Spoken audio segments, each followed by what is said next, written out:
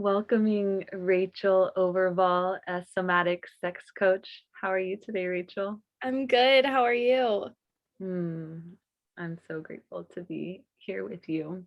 I met Rachel in a business program that we just completed called EBA, and I'm so grateful that I met you through there. I am too. I love that there's been so many cool connections with women coming out of that program. And I love that you're one of them. Yeah, likewise. So I would love to hear about what brought you to being a somatic sex coach and a little bit about your past. Yeah. I need to practice the Reader's Digest version of this. Um, The condensed version. Yeah, I know it's right. an interesting journey. The, it has been an interesting journey for sure. And it's crazy to look back on it because I grew up in a fundamentalist evangelical Christian cult. So what that means for anyone that's unfamiliar is I grew up with heavy influences of patriarchy. Women weren't allowed to work out of the home. If they did, they were shamed. Your job as a woman is to be a wife and mother. That's it. And not only that, it was incredibly thriving on disassociation of body and person. Mm. So I grew up in that cult. And then in my early 20s, I was engaged. And the person I was engaged to was really abusive. And this is kind of the first time I ever heard my intuition, I think, and really I heard her speaking to me. And I think I was about 19 or 20 at the time. And I remember hearing this like voice telling me, if you don't leave, you won't survive. Mm. And I was so scared. It was my entire life. And I just blew it all up and listened to my voice of intuition. I ended up ending the relationship with that person, not realizing that I was going to leave the church. That was not the plan. The plan was to end the relationship and then move on. And Was I he kind of part of gave, the church?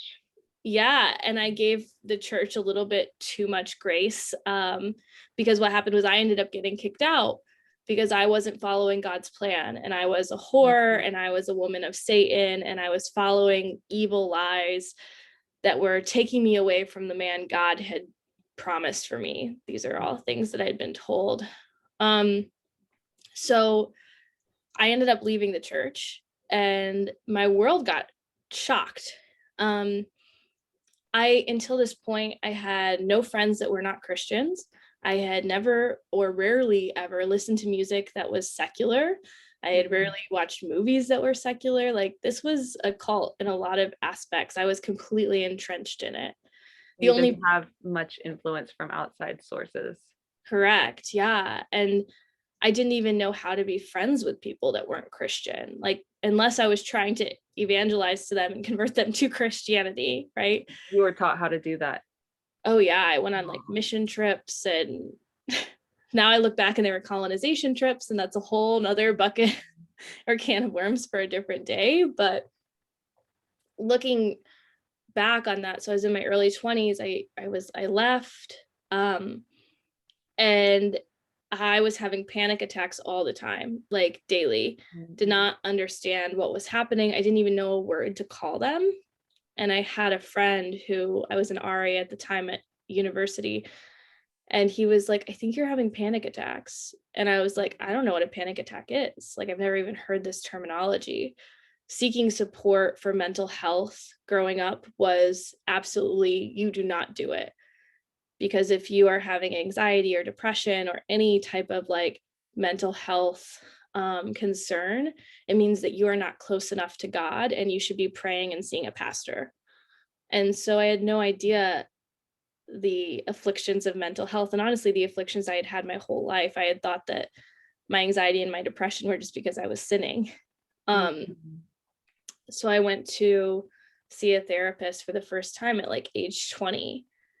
And I remember this man had so much gentleness with me and he was like, has anyone ever talked to you about depression or anxiety? And just like talked to me about this in this very kind, nurturing way. Was that one of the first times that you felt really seen?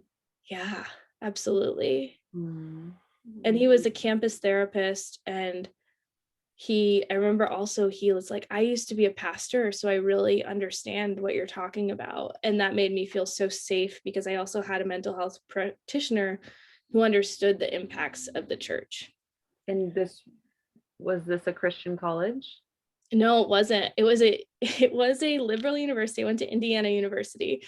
And the only way my parents allowed me to go was, first of all, we didn't have money and Christian colleges are expensive. So I couldn't afford to go to a Christian college. But they made a stipulation that if I went to a liberal university, I had to promise to go to church every Sunday, and then like young adult group every week. So I was heavily involved in the church even while there. Well, I just want to say how incredibly brave you are to, having received and being saturated with all of this really disempowering messages, and just also lack of information, like the world, me feeling so small, and like having the courage to break out of that, not knowing what's on the other side, and also being so young. So I'm grateful there was this person that was able to really see you and help you understand a little bit more what you were going through. Me too. That therapist like changed my life. And so I started going to therapy, and I started recognizing that I had extreme disordered eating, like eating turkey and iceberg lettuce all day is not healthy. Like Mm. I started recognizing that I in fact have crippling anxiety, and I've had it my entire life. And the way the church preyed on that and made me more subservient because of that. And There's so something that's wrong when with I you. Keep praying.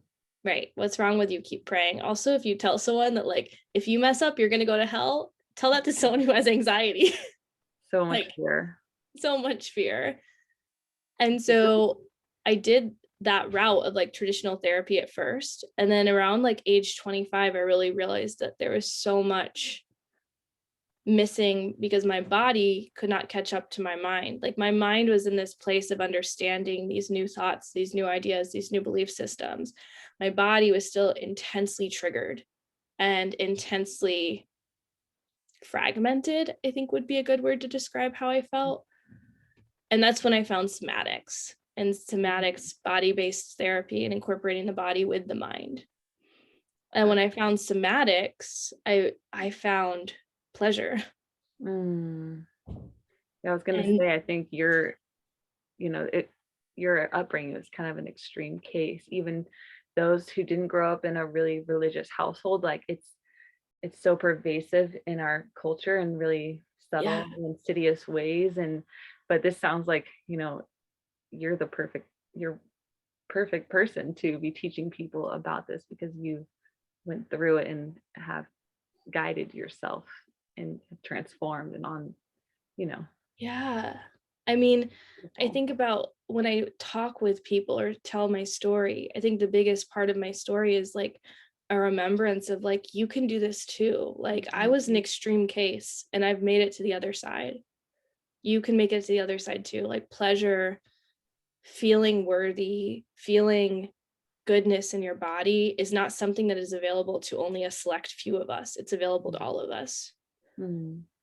Like pleasure, the ability to experience it and feel it, and then to feel deep sense of worthiness because of who you innately are, is something all of us deserve and all of us can have. Yes, yes, yes. Yeah, I believe it. me too. So beautiful. So that's So how I got here, I guess, in the Reader's Digest version. amazing. Yeah, and you have a book, correct? Yeah, so I have a book called Finding Feminism, and that was kind of my breakthrough into this world of coaching. So I wrote this book, it's my memoir, and it really talks through my experiences growing up, my experiences leaving the church and religion, and my ex-fiance. And then after that book came out, that was 3 years ago, I had a lot of people reaching out to me and being like, do you do coaching? Like, I also left the church and I don't know anyone to turn to, and I can't find anyone who understands this. Like, and then I was like, maybe I should do coaching. So I went back to school to study somatics, actually, not as a participant, but as a practitioner. And so that is when I got into this world, and how I ended up here today teaching people. I'd say like the easiest way to describe what I do is I teach people pleasing women how to remove shame, become in community with their bodies, and live a life of pleasure. I love that so much. Me too. Yeah, the world definitely needs more of us. Yes, it does. And I love that it's like you were being asked into coach, because that is quite a niche, and to have a really safe person that you can trust to move through that healing process is priceless. And I love that you heeded the call, that you were like, you said yes to your destiny, sounds like. Yeah, I really is, especially after I did that before understanding my birth chart, and then I went through a course and like did my birth chart, and I was like, oh no, this really is my life calling. Wow. Yeah. Yeah, I started going to church in high school, but and it was non-denominational, but I always felt like there was something off about it. And I was kind of like one of the rebel girls. And I really liked it because we would go to Mexico for a week every summer to help build an orphanage. And that was like my favorite part, was just like being over there and playing with the children and building the foundation for their houses. But yeah, one time I tried to bring a dog back, and and the leader, she tried to stop me, and I was like, you're heartless. I definitely also tried to bring a dog back from Mexico once. That's amazing. Yeah. Now we're both dog lovers. Absolutely. Yeah. I have lots of pictures like of me on vacations, like with the stray dogs, being like, I love them. And then when you get back and you have to like mark in TSA, like, did you touch or pet any wild animals? You're like, too much to count. It's like, no, I did not. No, I did not. Please let me home. Yeah. Well, it's interesting because I found when I started going to church, I met someone. There was an 18-year-old guy, and I was like about to turn 15, and I ended up losing my virginity to this person. I just thought it was so ironic looking back, like a lot of the shadow of the church. And because there's, we're sexual beings at our core, and we thrive in connection with intimacy, so it's like you cannot stop the truth of who we are, and that's when it comes out in really awful, icky ways. Yeah, when we try to shame people and remove people from, first of all, remove people from their bodies and remove people from their humanity, we act out in really harmful ways towards others. Right. Yeah. Yeah, we internalize that. So I'm really grateful that you broke free and that you're doing what you do now. And I'm curious, what are you really passionate about right now in your work? Yeah. So right now, a lot of my work and my passion is in, obviously, it's always going to be somatics and body-based therapy, because I just believe that if we are not practicing embodiment or learning how to come into connection with our bodies, we can't heal. And so that's always going to be the biggest piece of my passion. But specifically right now, it's definitely my course that I'm running, which is called Partners Not Projects. And it's my passion because I see so many women repeatedly in my life who are strong, beautiful, capable, incredible beings. And they show up like that in work, with friends, like they show up with all the aspects of their life. And then I see them as soon as they get into relationships, and I'm going to speak specifically heteronormatively because that's where I see it show up. I see these women get into relationships with men, and all of a sudden their confidence, their voice is like gone. Mm. And so a big passion of mine is teaching these women how to self-advocate, how to understand their needs and their desires, how to have incredible pleasure-filled sex with partners where they're talking and communicating, and really bringing them up in this area of partnership, and honestly saying like fuck you to patriarchy. Like, Oh yeah. yeah. And Hell yeah. so teaching women how to shove a boot up the patriarchy's ass, basically. Yeah. Yeah. And because I think, and I'm not saying that these male partners that they're with are bad or are causing this. That's not the case for most people. Most of my clients and most people that have been in my programs have awesome partners. It's just this like weird default I see so many women go to of like, they're big and they're bold and they're beautiful in every aspect of their life. And then they go into a relationship with a cis het man and they're like small and timid and quiet. Actually, before we started to record, I said that my default is more like over functioning in relationship and being kind of harsh and overly critical, but that's sometimes as you were saying that, like if I go out to ecstatic dance and I'm by myself, I feel so like gorgeous and radiant and alive. And then not all the time, but sometimes then I go out in public with my partner and I start to feel really insecure. And it's interesting because it's the opposite for him. He feels more confident with me. And for some reason, I sometimes feel less confident with him. And that's something that I've had to and continually am working on, just the practice of self-love. Yeah. Everything is pointing us back home to ourselves. But yeah, it's because there is such, our family structures, and this part is so vulnerable. There's so much wounding around abandonment, around self-worth, Mhm. and how we grew up and how that affects our self-esteem. Yeah. And I think I see so many women too get into relationships with men and they're like, it's good enough, almost like they're like, it's Right. good enough. I'm like, don't you want, at least for me, I'm like, I want a great love. Like, and if that means I have to wait till I'm 50 to find it, I don't really care. I want a great love and I want to find someone who can match me on very levels. And I'm picky about who I date and who I spend my time with because of that.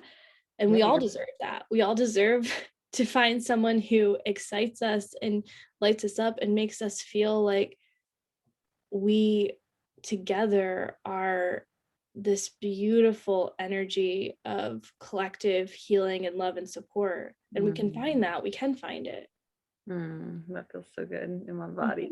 you, Yeah. you speak that. And we were talking about earlier about really knowing and being clear and embodied in your values so that your foundation is really strong essentially, and you're not being really taken by life in a way that is not supportive to where you want to go and who you want to be and the people you want to surround yourself with, because as you mentioned, your time and your energy is precious, and so is another being. So Yeah. to have that clarity and then to relate from that space.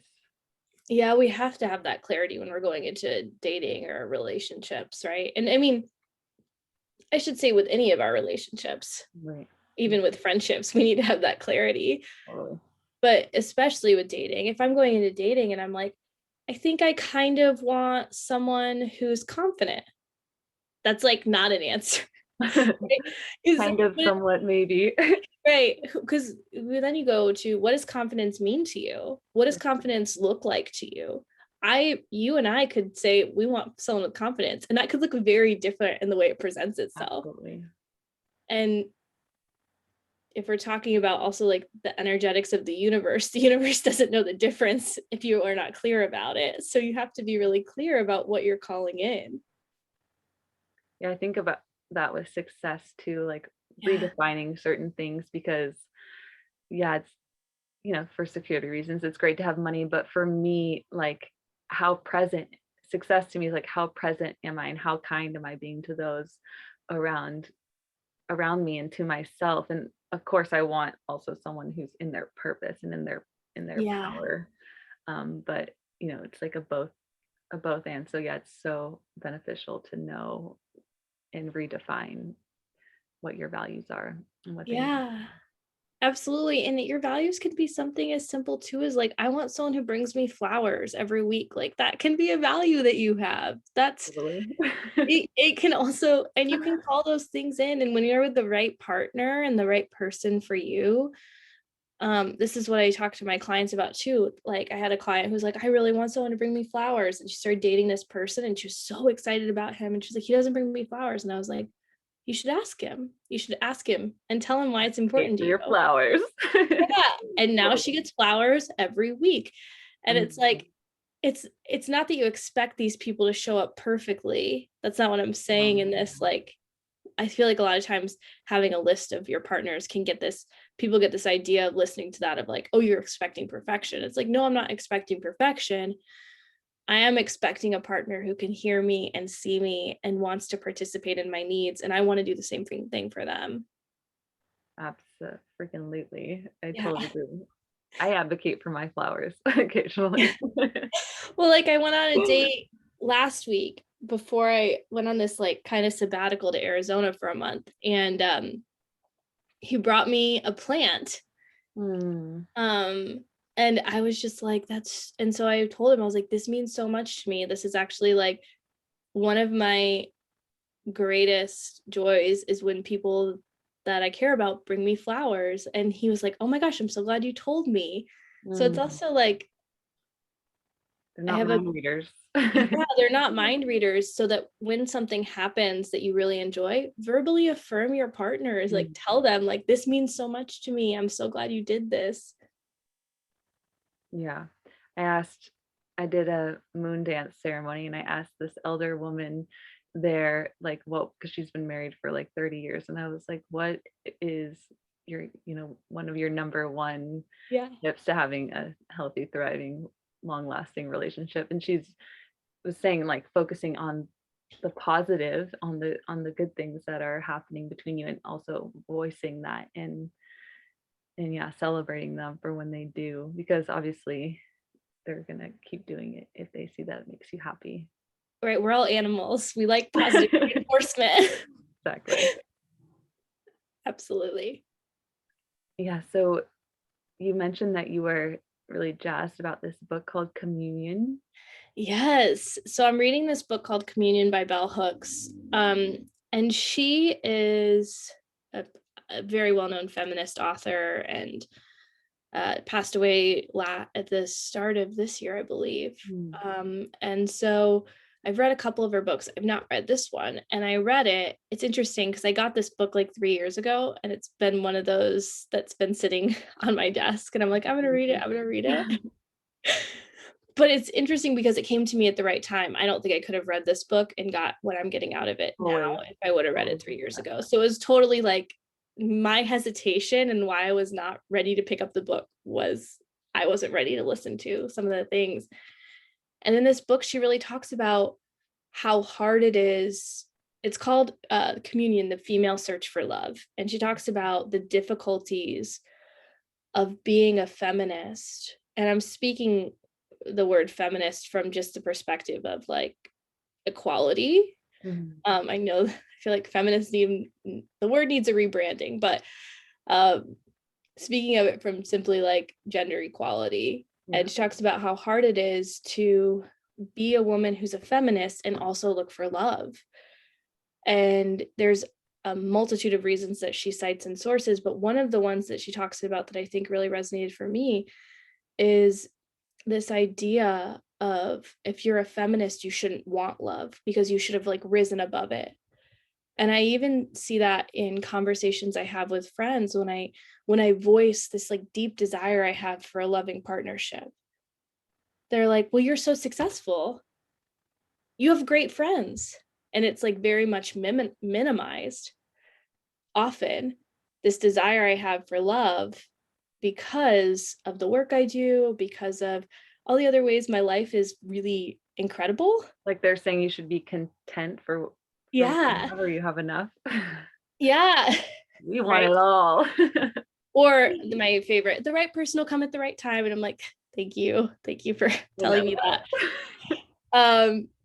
So she talks about that, but she also talks about how hard it is to find men who value women enough to want to fall in love with them as a woman to want to fall in love with the man. And so she talks about this, like how hard it is to find men who actually wholeheartedly are fighting against patriarchy, and kind of this idea of like, if you can't find a partner as a feminist, like someone who can truly be a partner, then you have to be alone. Like there's not really any in between that you can have. You have to find someone who is like on this journey with you, who wants to fight against patriarchy, who is actively redefining structures, right? Whether that means that they're having a conversation with a guy friend when they say something inappropriate, or that means that they're like going to the Women's March. It can look different things for different people, but how hard it is to find someone who is looking for these same things or has these same characteristics in a man. And that really resonated with me in my own journey, because definitely it's hard to date. It's really hard to date. I told my sister this the other day, because people will be like, well, there's a million fish in the sea. And I'm like, yeah, but only like 15 have been to therapy. So Oh my God.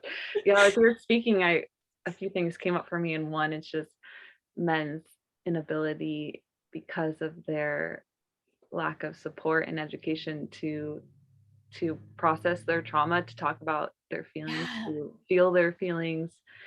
And anyone who benefits even slightly from privilege and from all the things that privilege afford us, like, and it's so deep, like on a cellular level, how these things live in our bodies and in our psyches, that Totally. My friend Talia, she's like finding a man like who can decolonize their mind, and as you're mentioning, have done the work around patriarchy and will speak up for people, speak up for women, speak up for people when there's conversations that aren't in alignment with that. And so Absolutely. yeah, it's a few things going on there. Yeah, and she talks about that too. Like this book is in no way blaming men. It's very much about like men haven't had the structures and support in the ways that women have had emotionally, which makes it very hard for them to understand Yeah. love. Yeah. And this is like one of the quotes, I'll read it really quick because I think it's really powerful, is far too many women have allowed their choices to be informed by fear. They have refused to do the work of self-actualization, fearing it will keep them from getting a man. And even after making this sacrifice, they find themselves alone. Mm-hmm. And I feel like that speaks to that idea I mentioned earlier of like women making themselves small when they're around men. Right. If I make myself big, I might be alone. Right. Yeah. So it comes back to your work, the work that I do, as well Mhm. as having such a loving relationship to oneself, and using your sexuality and your pleasure to really instill that level of self-worth and confidence that is at the cellular level, and this knowing Yeah. inside every cell in your body. And it's a practice. It's totally a practice, and it's something that's ongoing. Like I got my septum pierced like 3.5, 4 years ago, and I was dating someone at the time, and he got so mad at me. He's like, take that out. You look like a lesbian. You look anyway, like very homophobic. There are a lot of other issues in that relationship that would take a whole podcast to go through. Another But time.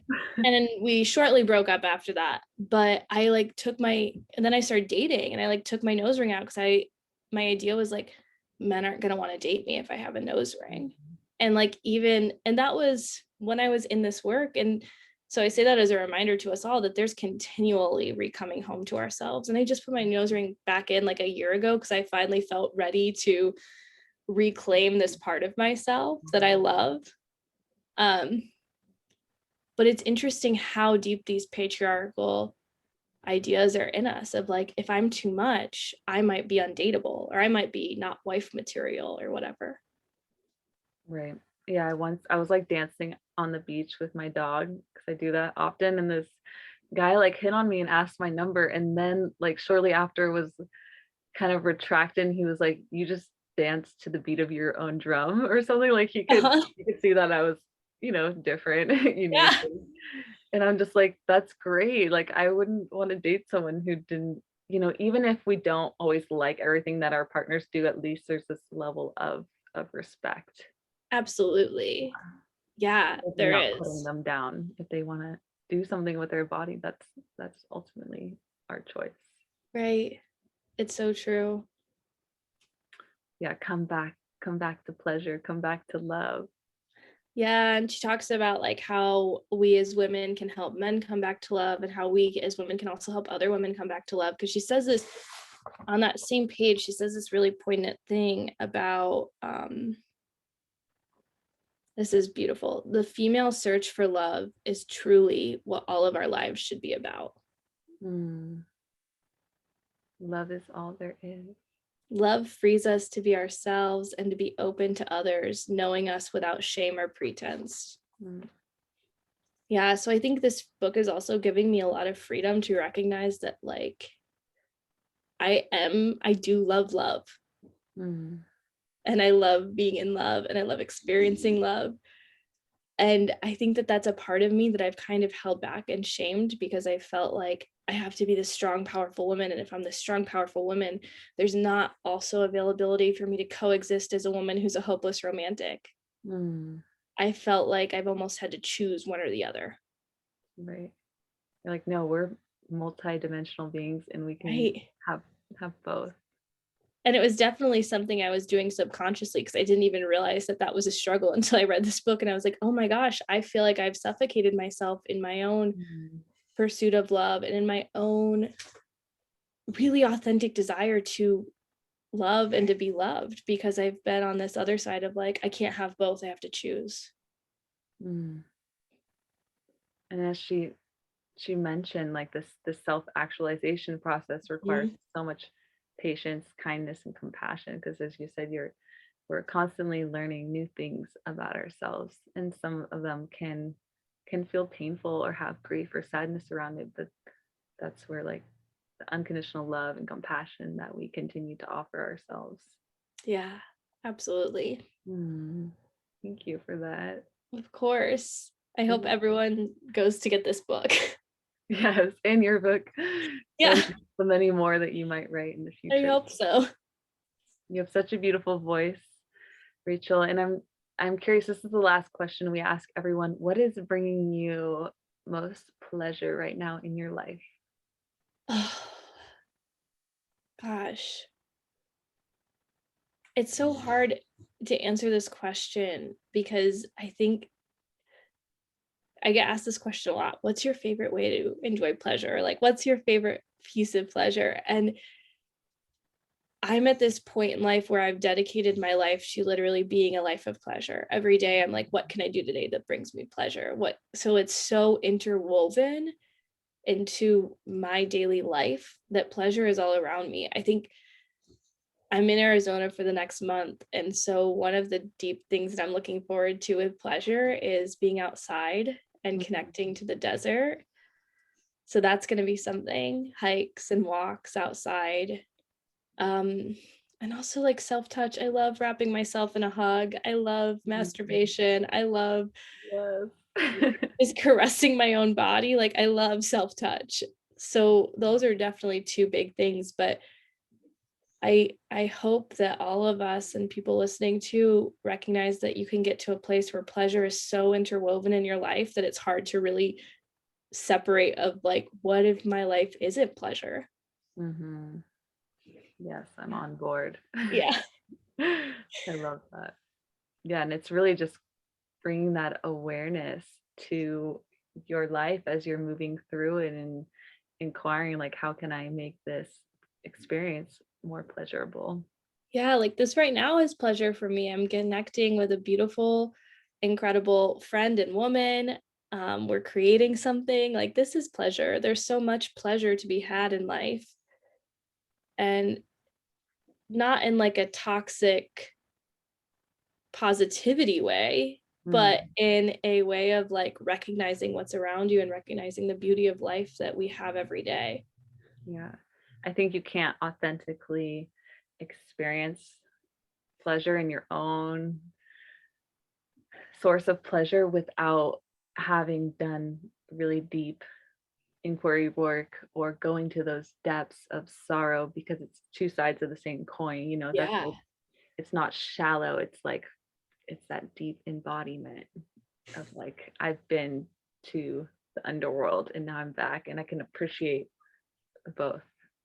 I mean, yeah, the way you just said that was so beautiful, because pleasure, I truly believe pleasure could heal the world. Hmm. Like, because we have to go through a lot of shit to get on the other side of pleasure Mm, and get to this point of like really living in pleasure. There's so much that we have to uncover and unwrap, right? This idea that we're not worthy of rest and we have to go, go, go. This idea that we're always pushing forward and we're pushing to the next thing, and we can't just take a moment to stop and enjoy because we are worthy of enjoying and rest, right? absolutely, yeah. And I love it because we are examples that balanced and healthy feminine ways are coming back to the earth. So, so much Yes. gratitude for that, and so much gratitude for you. Thank you so much, Rachel. It was such a joy to have you on here. Thank you so much. This was awesome. Okay, sending you love. You Thank you, too. everyone listening. Until next time. Bye.